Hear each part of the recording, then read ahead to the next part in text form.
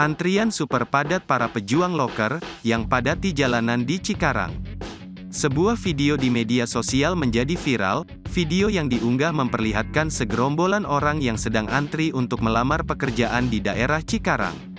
Video yang diunggah oleh akun Instagram @fakta.berita dengan caption, "Percayalah kerja itu capek, tapi yakinlah lebih capek cari kerja," tulis captionnya, Senin, tanggal 3 April tahun 2023.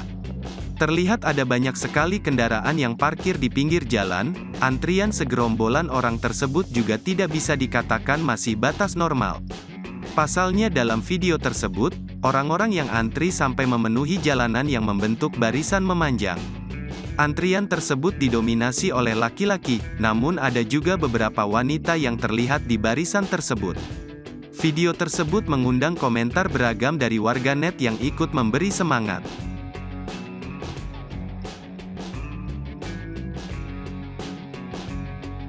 Terima kasih sudah nonton.